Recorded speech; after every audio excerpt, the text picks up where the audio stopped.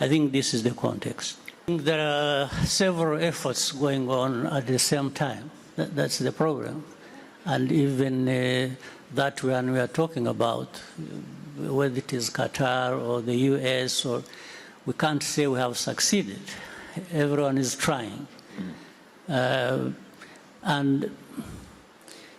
again, it comes back to us, really. If you look at what we've been doing on our continent, much progress has been made. I think we can't say nothing has been done, generally.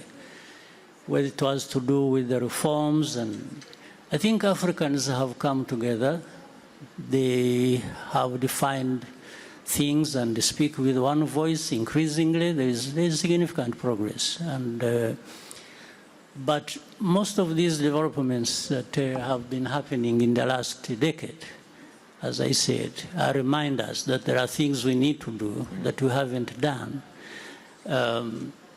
So if you look at it at the African Union level, I remember when I was the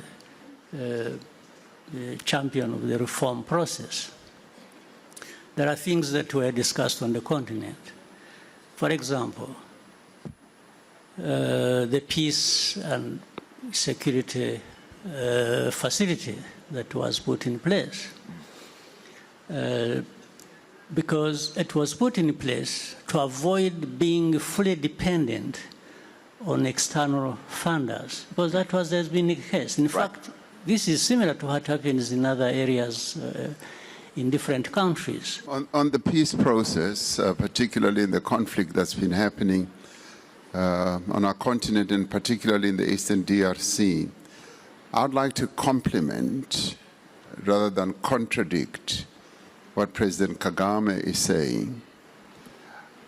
The processes that have been happening on the continent, either the Nairobi process, or the Luanda process, or the AU process, have been very, very essential in building a foundation of peacemaking and also confidence building, up to and including agreements that have been reached for a ceasefire between the belligerents, up to and including the withdrawal of, say, the SADC forces as they are withdrawing now. I mean, people may think that President Kagame and I are in conflict, and some of you may have thought that there's going to be fireworks as we're sitting close to each other.